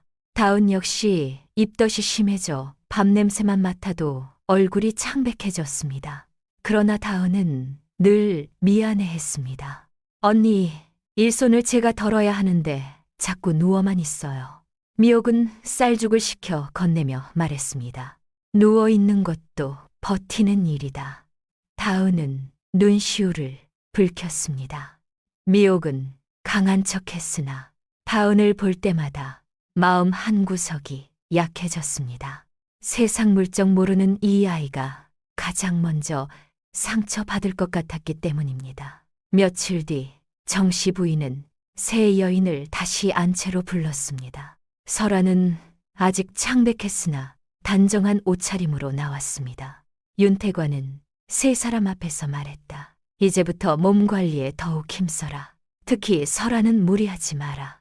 미옥은 즉시 말을 받았습니다. 다은도 같은 몸입니다. 방 안 공기가 잠시 얼었습니다. 정씨 부인의 눈빛이 미옥에게 꽂혔습니다. 윤태관은 그제야 다은을 돌아보았습니다. 그래, 다은도 몸을 아껴라. 짧은 한마디였으나 다은의 눈은 금세 젖었습니다. 누군가 자기 존재를 잊고 있었다는 사실을 사람은 의외로 빨리 알아차립니다. 설아는 고개를 숙이고 있었으나 손끝이 굳어 있었습니다. 미옥은 그 손을 보며 생각했습니다. 저 여자도 편하지는 않다. 남의 아이를 들고 왕좌에 오르는 길은 비단길이 아니라 가시밭길일 테니까요. 그날 저녁 미옥은 일부러 별채 근처 우물가에서 늦게까지 빨래를 했습니다. 어둠이 내리자 정씨 부인의 몸종이 다시 작은 보자기를 들고 들어가는 모습이 보였습니다. 미옥은 이번엔 바로 뒤를 밟지 않았습니다. 대신 몸종이 나온 뒤 조용히 우물가로 불렀습니다. 늙은 몸종은 미옥을 보자 질린 얼굴이 되었습니다. 무슨 일이냐? 지난번엔 편지였지. 이번엔 뭐냐? 몸종은 입을 다물었습니다. 미옥은 동전 2채를 내밀었습니다. 떨리는 손이 결국 돈을 받았습니다. 약초입니다. 무슨 약초가 그리 감추듯 다니나. 몸종은 한참 망설이다 낮게 속삭였습니다. 달을 안정시키는 약이라 들었습니다. 미옥의 눈빛이 번뜩였습니다. 달을 안정시킨다. 뱃속 아이를 지키려는 약입니다. 그런데 왜 취출 서둘러야 했을까? 그녀는 다시 날짜를 떠올렸습니다. 말원이 너무 빠른 입덧, 갑작스런 피, 숨기듯 드나드는 약초.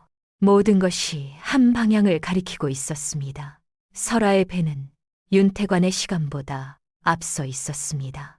그날 밤 미옥은 결심했습니다. 이제 직접 확인해야 한다고. 다음 날 아침 윤태관은 장터 상인들과의 거래 때문에 하루 종일 사랑채를 비운다는 말이 퍼졌습니다. 정씨 부인 또한 사당에 재물을 올리러 바깥채로 나갔습니다. 별채 앞을 지키는 하녀는 한 명뿐이었습니다. 미옥은 다은에게 죽을 끓여주고 조용히 말했습니다. 오늘은 방에서 나오지 마라. 다은은 이유를 묻지 않았습니다. 사람은 누군가를 믿기 시작하면 설명이 없어도 기다립니다. 미옥은 손에 따뜻한 차그릇을 들고 별채로 향했습니다. 하녀에게는 설아 몸을 살피러 왔다 말했습니다. 하녀는 잠시 망설였으나 같은 처지의 여인이 위로하러 왔다 여긴 듯 문을 열어주었습니다. 방 안은 약 냄새가 짙었습니다. 설아는 창가에 기대 앉아 있었습니다. 미옥이 들어오자 눈빛이 단번에 날카로워졌습니다. 무슨 일이지? 미옥은 차를 내려놓으며 담담히 웃었습니다. 같은 몸끼리 얼굴이나 보러 왔다. 설아는 믿지 않았습니다. 두 여인은 한참 말없이 서로를 바라보았습니다. 먼저 입을 연 쪽은 미옥이었습니다. 아이가 무사하다니 다행이네. 설아는 차갑게 답했습니다. 남 걱정할 처지는 아니지 않나. 맞아. 그래서 내 걱정부터 하러 왔지. 미옥은 천천히 품에서 나무 비녀를 꺼내 방바닥 위에 놓았습니다. 설아의 얼굴빛이 한순간 무너졌습니다. 손끝이 떨리고 숨이 막히는 소리가 작게 새어나왔습니다. 미옥은 그 표정을 놓치지 않았습니다. 그리고 아주 낮게 속삭였습니다. 강준서가 아직 살아있더라. 강준서가 아직 살아있더라. 미옥의 속삭임이 방안 공기를 얼려버렸습니다. 설아의 손이 본능처럼 배 위로 올라갔습니다. 얼굴빛은 순식간에 사라졌고 입술은 말라붙었습니다. 잠시 뒤 그녀는 떨리는 숨을 억지로 눌러 담으며 물었습니다. 어디서 만났지? 미옥은 바로 답하지 않았습니다. 상대가 무너지는 순간에 침묵은 칼보다 깊이 들어갑니다. 그녀는 설아 앞에 놓인 차잔을 천천히 돌려놓고 낮게 웃었습니다. 살아있다는 것만 알아도 충분하지. 설아는 눈을 감았다 떴습니다. 이미 숨길 수 없다는 것을 깨달은 사람의 눈이었습니다. 무얼 원하는 거지? 진실. 미옥의 대답은 짧았습니다. 설아는 고개를 돌려 창밖을 보았습니다. 겨울 햇빛이 창호지에 얇게 번지고 있었습니다. 한참 뒤 그녀가 입을 열었습니다. 진실을 알면 네가 이기나. 적어도 속지는 않겠지. 설아는 씁쓸하게 웃었습니다. 이 집에 들어온 날부터 우린 다 진 거야. 그 말은 미옥조차 잠시 멈칫하게 만들었습니다. 설아는 천천히 비녀를 집어들었습니다. 손끝이 떨려 나무끝이 달각거렸습니다. 준서는 나를 살리려 했어. 나도 그를 살리려 했고. 그런데 가나는 사람을 살리려는 손보다 빨랐어. 그녀의 목소리는 낮았지만 갈라져 있었습니다. 마님이 사람을 보냈지. 약값도 장례비도 겨울쌀도 다 내주겠다 했어. 대신 설아는 더 말을 잇지 못했습니다. 미옥이 대신받아 말했습니다. 내 뱃속에 친정피를 드리라 했겠지. 설아는 눈을 감은 채 고개를 끄덕였습니다. 처음엔 거절했어. 3번이나 도망치려 했어. 하지만 어머니가 눈 감고 준서가 무너지고 결국 나는 살아남는 쪽을 택했어. 미옥은 차갑게 물었습니다. 그래서 남까지 죽이는 쪽을 택했나? 설아의 눈에 처음으로 분노가 번졌습니다. 내가 누굴 죽였지? 다은의 아이를, 내 기회를, 대감의 이름을. 설아는 입술을 깨물었습니다. 나는 하루하루 버틴 것뿐이야. 거짓 위에서? 너였다면 달랐겠나. 두 여인의 눈빛이 정면으로 부딪혔습니다. 가나는 같은 상처를 남기지만 그 상처를 어떻게 쓰느냐는 사람마다 달랐습니다. 한 사람은 칼로 썼고 한 사람은 버팀으로 썼습니다. 그때 방문 밖에서 발소리가 들렸습니다. 정씨 부인이었습니다. 미옥은 재빨리 비녀를 품에 넣었습니다. 설아는 눈빛을 추슬렀고 방 안의 떨림은 순식간에 감춰졌습니다. 문이 열리자 정씨 부인의 시선이 먼저 미옥에게 꽂혔습니다. 무슨 일로 여기 있느냐? 몸이 어떠한지 보러 왔습니다. 미옥은 공손히 허리를 숙였습니다. 정씨 부인은 믿지 않았으나 지금 쫓아낼 수는 없었습니다. 이제 보았으면 나가거라. 미옥은 물러나며 마지막으로 설아를 보았습니다. 설아의 눈빛은 이미 다시 닫혀 있었습니다. 살아남기 위해 사람은 슬픔보다 먼저 얼굴을 숨기는 법입니다. 그날 이후 집안의 공기는 더 무거워졌습니다. 윤태관은 두 여인의 배를 번갈아 보며 웃었으나 그 웃음은 오래가지 못했습니다. 어느 쪽이 먼저 아들을 낳을지 몰랐고 세월은 기다려주지 않았습니다. 그는 의원을 더 자주 불렀고 약재값을 아끼지 않았으며 조상께 비는 날도 늘었습니다. 후계를 바라는 마음은 경건함처럼 보이지만 때로는 가장 큰 탐욕이기도 합니다. 다은의 배도 점점 불러왔습니다. 그녀는 늘 미안해했습니다. 제가 먼저 들었으면 마님께서도 기뻐하셨을 텐데요. 미옥은 그 말에 웃지도 못했습니다. 다은은 아직도 이 집의 기준이 공정하다고 믿고 있었습니다. 순한 사람은 세상이 왜 자꾸 자신을 속이는지 늦게 깨닫습니다. 미옥은 다은에게 죽과 나무를 챙기며 말했습니다. 아이만 생각해. 다른 건 보지 마. 다은은 고개를 끄덕였으나 밤마다 혼자 울었습니다. 아이가 생긴 기쁨과 이 집의 공기가 주는 두려움이 함께 자라고 있었기 때문입니다. 한편 설아는 점점 말수가 줄었습니다. 별채 문은 더 자주 닫혔고 정씨 부인은 하루에도 몇 번씩 드나들었습니다. 때로는 다정했고 때로는 차가웠습니다. 걷거라, 먹거라, 쓸데없는 생각 마라. 그 말들은 돌봄처럼 들렸지만 명령에 가까웠습니다. 설아는 점점 알아갔습니다. 자신은 귀한 손님이 아니라 반드시 지켜야 할 그릇이라는 것을. 어느 날 밤, 설아는 정씨 부인에게 처음으로 물었습니다. 아이가 태어나면 저는 어떻게 됩니까? 정씨 부인은 잠시 말이 없었습니다. 약조한 몫을 받고 나가게 되겠지. 아이는 이 집 아이가 된다. 설아는 고개를 숙였습니다. 이미 알던 대답이었지만 사람은 아픈 말을 직접 들을 때 다시 무너집니다. 한 번만 안아볼 수는 있습니까? 정씨 부인의 눈빛이 아주 잠시 흔들렸습니다. 그러나 곧 굳어졌습니다. 정이 생기면 둘 다 망한다. 설아는 그날 밤 아무도 듣지 못하게 울었습니다. 미옥은 점점 때를 재고 있었습니다. 증거는 충분해지고 있었습니다. 강준서의 증언, 비녀, 호적 초본, 설아의 얼굴빛. 그러나 윤태관이 믿게 만들 마지막 한 조각이 필요했습니다. 욕망에 사로잡힌 사람은 눈앞의 진실보다 듣고 싶은 거짓을 먼저 믿기 때문입니다.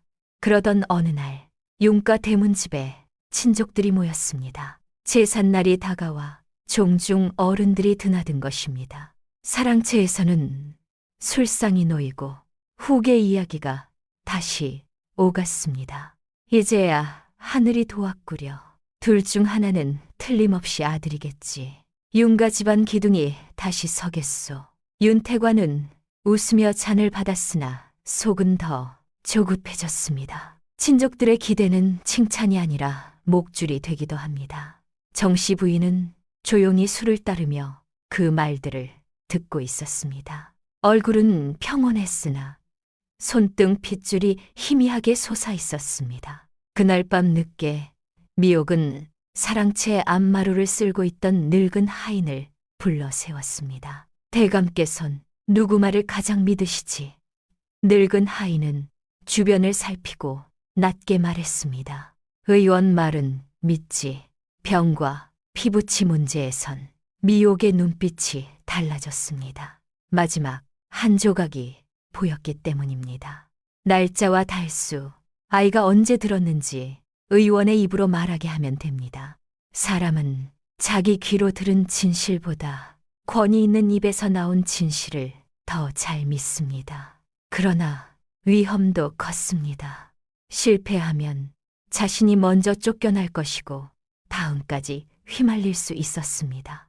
그날 밤 미옥은 다은 곁에 오래 앉아 있었습니다. 다은은 잠든 채 배를 감싸고 있었습니다. 아직 태어나지도 않은 아이를 지키려는 본능이 이미 손끝에 담겨 있었습니다. 미옥은 조용히 속삭였습니다. 이번엔 내가 칼을 맞더라도 너까지는 안 다치게 하마. 새벽이 밝기 전 별채에서 갑작스런 비명이 터졌습니다. 하녀들의 다급한 목소리가 이어졌습니다. 마님, 설아가 진통을 시작했습니다. 마님, 설아가 진통을 시작했습니다.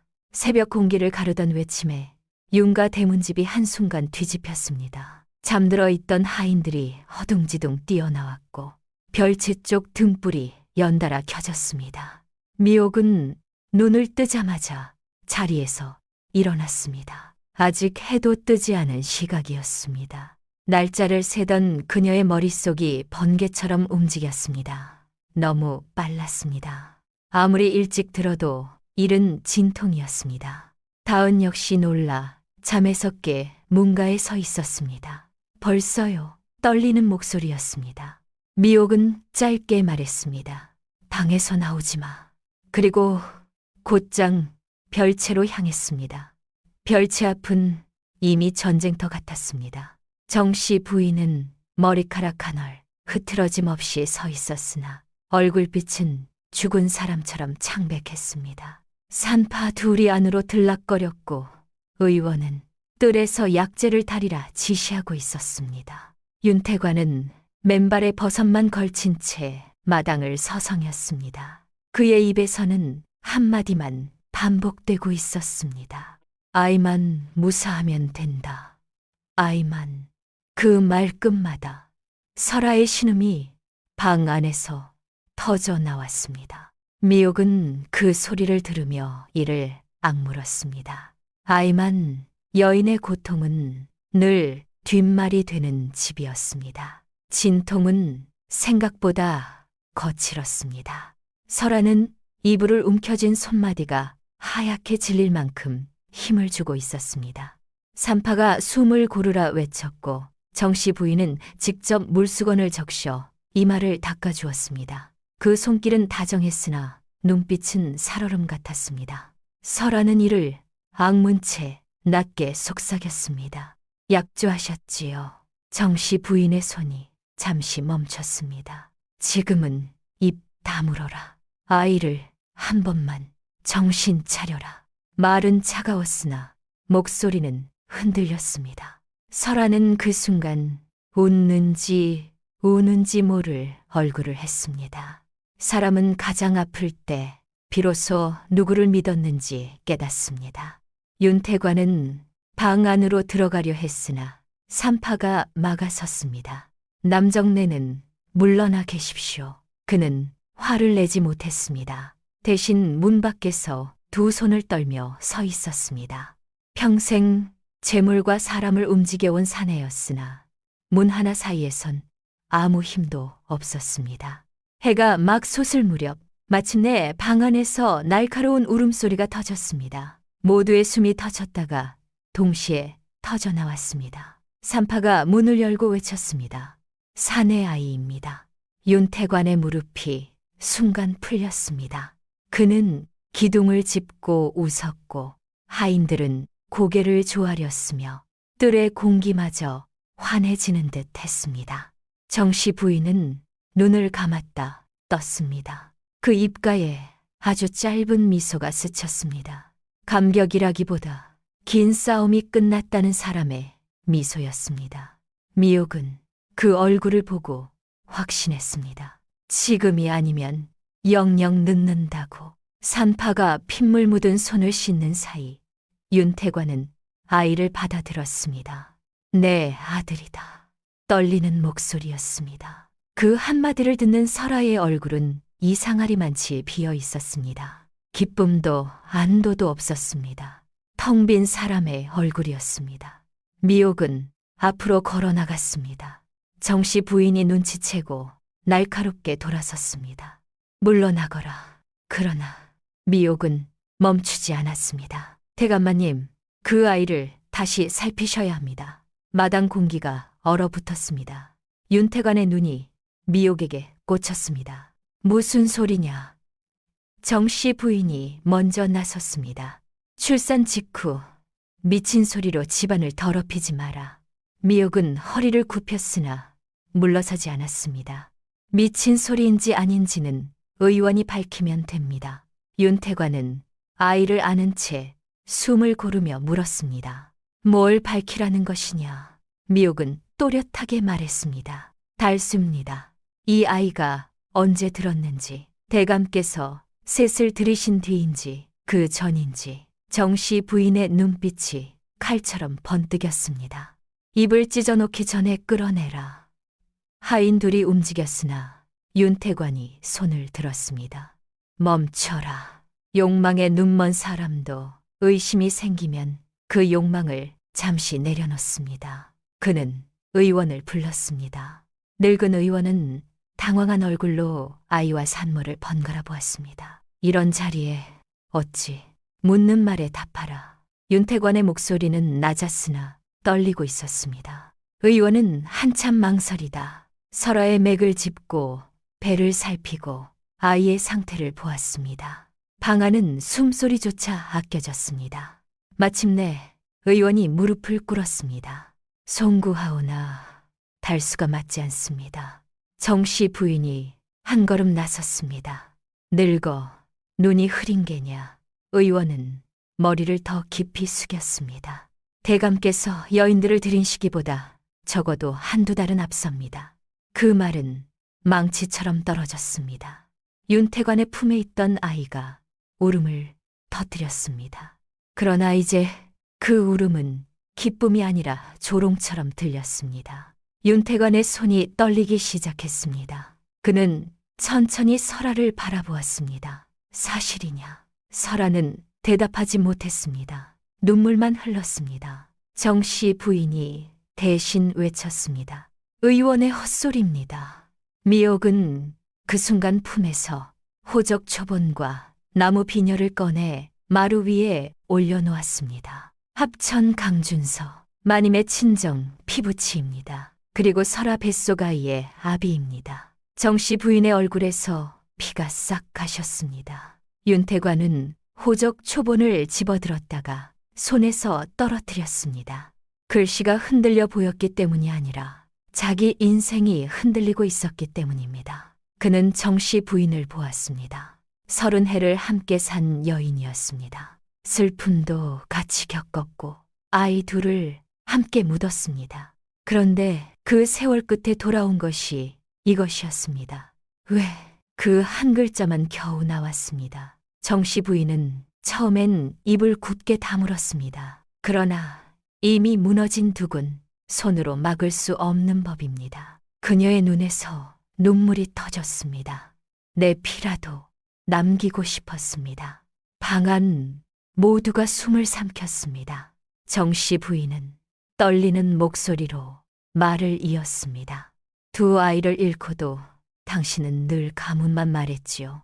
내 아픔은 한 번도 묻지 않았습니다. 내가 늙어갈 때 당신은 대를 이을 걱정만 했습니다. 남의 씨를 받아 이 집 안방에 들이느니 차라리 내 피를 심고 싶었습니다. 윤태관은 뒤로 비틀거렸습니다. 분노보다 먼저 모욕이 그를 때렸습니다. 자신이 가문을 지키려 열어준 문으로 가장 믿던 사람이 칼을 들고 들어온 셈이었습니다. 설아는 울며 무릎을 꿇었습니다. 죽을 죄를 지었습니다. 하지만 제 아이만은 윤태관이 처음으로 소리쳤습니다. 입 다물라. 그 고함에 아이가 더 크게 울었습니다. 다은은 문 밖에서 그 소리를 듣고 주저앉았습니다. 배를 감싸 쥔 손이 떨렸습니다. 미옥은 차갑게 서 있었으나 속은 편치 않았습니다. 진실을 꺼냈으나 아무도 승자가 아니었기 때문입니다. 윤태관은 한참 동안 아무 말도 하지 않았습니다. 울음소리, 흐느낌, 새벽 바람소리가 뒤섞인 가운데 그는 늙어 보였습니다. 마침내 낮고 쉰 목소리로 입을 열었습니다. 모두 나가라. 누구도 움직이지 않았습니다. 그는 다시 말했습니다. 모두 나가라. 칠칠출출엔 하인들이 떨며 움직였습니다. 정씨 부인은 무너지듯 주저앉았고 설아는 아이를 향해 손을 뻗었다가 거두었습니다. 윤태관은 혼자 방 안에 남았습니다. 품에 안긴 아이는 여전히 울고 있었습니다. 그 울음은 죄가 없었습니다.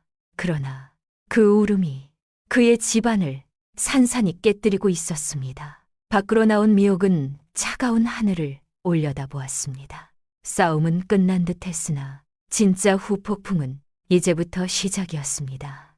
밖으로 나온 미옥은 차가운 하늘을 올려다보았습니다. 싸움은 끝난 듯 했으나 진짜 후폭풍은 이제부터 시작이었습니다. 윤가 대문집은 그날 아침부터 숨소리마저 조심하는 집이 되었습니다. 하인들은 발 뒤꿈치를 들고 걸었고 행랑채에서는 밥 짓는 솥뚜껑 소리조차 낮아졌습니다. 집안이 무너질 때 가장 먼저 사라지는 것은 웃음이 아니라 평소의 소음입니다. 누구도 큰 소리로 말하지 않았으나 모두가 알고 있었습니다.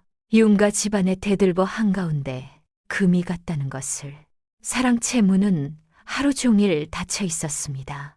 윤태관은 누구도 들이지 않았고 음식상도 2번이나 그대로 물렸습니다. 안에서는 아이 울음소리만 간간히 들렸습니다. 결국 젖먹일 여인이 따로 불려 들어갔고 아이는 생모품이 아닌 낯선 품에서 울다 잠들었습니다. 죄 없는 아이는 그렇게 태어난 첫날부터 제 자리를 잃었습니다. 정씨 부인은 안채에 갇히다시피 머물렀습니다. 평생 단정하던 사람이 머리도 풀지 않은 채 창 앞에 앉아있는 모습을 늙은 몸종이 보고 눈물을 삼켰습니다. 그러나 그 눈물은 연민만은 아니었습니다. 너무 오래 강한 척한 사람이 무너질 때 곁사람은 슬픔과 두려움을 함께 느낍니다. 정씨 부인은 아무 말도 하지 않았습니다. 다만 저녁 무렵 한마디만 물었습니다. 아이는 울고 있느냐? 몸종은 대답하지 못했습니다. 그 물음 속에는 사랑도 있었고 집착도 있었고 돌이킬 수 없는 후회도 함께 섞여 있었기 때문입니다. 설아는 별채에 홀로 남겨졌습니다. 산후 몸은 아직 떨리고 젖은 돌기 시작했으나 아이를 안을 수 없었습니다. 젖이 차오를 때마다 그녀는 이를 악물고 이불을 물었습니다. 세상에는 눈에 보이는 벌도 있지만 몸이 기억하는 벌도 있습니다. 하녀 하나가 미움을 들고 오면 설아는 늘 같은 말만 했습니다. 한 번만 얼굴만 보게 해주세요. 하녀는 고개를 숙인 채 물러났습니다. 허락할 수 있는 사람이 아무도 없었기 때문입니다. 다은의 배도 무거워졌습니다. 충격을 받은 날 밤부터 배가 자주 당겼고 의원은 놀라지 말고 누워 있으라 했습니다. 그러나 사람 마음이 명령대로 가라앉는 법은 없습니다. 다은은 누운 채 자꾸 눈물을 흘렸습니다. 언니, 아이가 무서워할까요? 제가 자꾸 떨면 아이도 알까요? 미옥은 말없이 손을 잡아주었습니다. 다은은 끝까지 남을 먼저 걱정하는 사람이었습니다. 미옥은 처음 이 집에 들어왔을 때와 달리 많이 달라져 있었습니다. 이기고 싶어 시작한 싸움이었으나 이제는 누가 이기느냐보다 누가 덜 망가지느냐가 더 중요해졌기 때문입니다. 사흘째 되던 날 사랑채 문이 열렸습니다. 윤태관은 눈에 띄게 늙어 있었습니다. 수염 끝이 더 휘어졌고 허리도 조금 굽어 보였습니다. 그는 집안 사람들을 대청에 모이게 했습니다. 정씨, 부인도, 설아도, 미옥도, 다은도 모두 불려 나왔습니다. 가운데에는 아기가 조용히 잠들어 있었습니다. 윤태관은 한참 동안 아이를 내려다보다가 먼저 설아를 보았습니다. 너는 오늘 이 집을 떠난다. 설아의 무릎이 힘없이 꺾였습니다. 그녀는 예상했으나 막상 듣는 순간 버티지 못했습니다. 대감마님, 아이만 한 번. 윤태관은 얼굴을 돌렸습니다. 더 말하지 마라. 설아는 바닥에 이마를 박고 흐느꼈습니다. 그러나 누구도 손을 내밀지 않았습니다. 사람들은 대개의 죄보다 들킨 죄를 더 차갑게 대합니다. 이어 윤태관은 정씨 부인을 향했습니다. 모두가 숨을 삼켰습니다. 그는 오래 침묵하다 낮게 말했습니다. 당신은 이 집 안주인 자리에 남는다. 놀란 눈빛들이 번졌습니다. 그러나 윤태관의 다음 말이 더 서늘했습니다.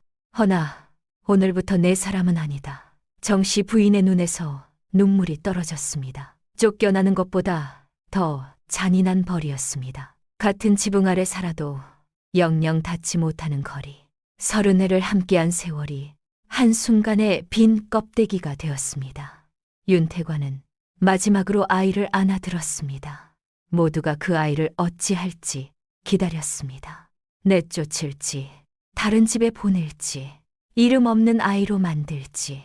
그러나 그는 떨리는 손으로 아이를 품에 더 끌어안았습니다.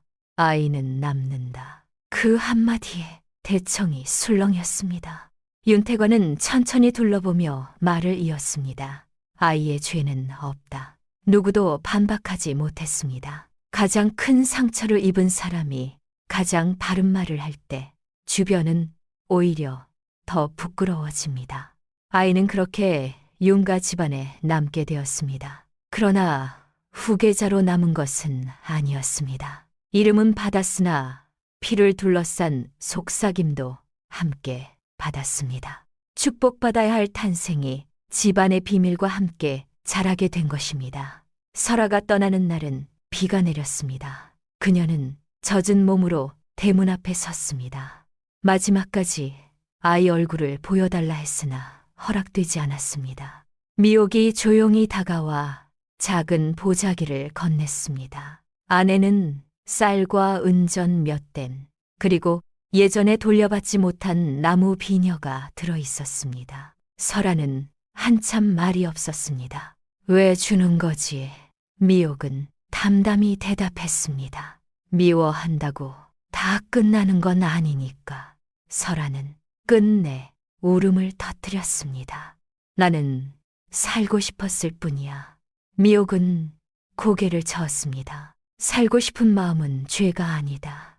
하지만 남을 밟고 서면 대가가 남는다. 설아는 더 말하지 못한 채 빗속으로 걸어 나갔습니다. 그런 정씨 부인은 안채 문틈으로 그 뒷모습을 보았습니다. 한때 자신이 움직인 말이었고 끝내 자신보다 더 크게 망가진 사람이었습니다. 그날 이후 정씨 부인은 다시는 창밖을 오래 보지 않았습니다. 다은은 달이 차올라 딸아이를 낳았습니다. 윤태관은 아이가 딸이라는 말을 듣고 잠시 눈을 감았으나 이내 다은 곁으로 가 아이를 안아주었습니다. 예전에 그였다면 실망을 숨기지 못했을지도 모릅니다. 그러나 무너질 만큼 무너진 사람은 비로소 무엇이 귀한지 늦게 배우는 법입니다. 다은은 눈물을 흘리며 말했습니다. 고맙습니다. 그 고마움은 아이를 안아준 손길에 대한 것이기도 했고 딸이라고 외면하지 않은 변화에 대한 것이기도 했습니다. 미옥은 약조한 몫을 받고 집을 나설 수 있었습니다. 병든 남편에게 돌아가 약을 지어줄 돈도 생겼습니다. 그러나 그녀는 쉽게 떠나지 않았습니다. 다은의 산후가 안정될 때까지 곁을 지켰고 아이를 안는 법도 가르쳐 주었습니다. 다은은 미옥의 손을 붙잡고 울었습니다. 언니가 아니었으면 저 죽었을 거예요. 미옥은 피식 웃었습니다. 죽을 사람은 원래 쉽게 안 죽는다. 하지만 돌아서는 눈은 젖어 있었습니다. 윤태관은 아이 둘을 자주 보게 되었습니다. 하나는 남의 피를 품었으나 제 품에서 자라는 사내 아이였고 하나는 제 피이돼 가문의 기대를 받지 못한 딸아이였습니다.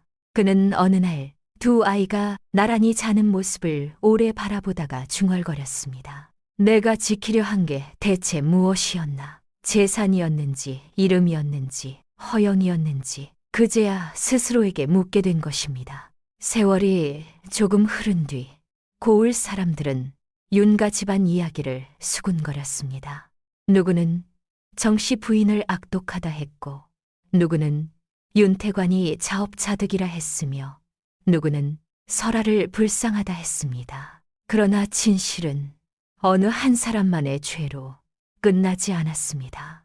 아이를 사람보다 앞세운 욕심, 대를 명분 삼아 상처를 외면한 무심함, 가난을 이용한 계산, 살아남기 위해 남을 밀어낸 선택, 모든 것이 조금씩 얽혀 한 집안을 무너뜨린 것입니다.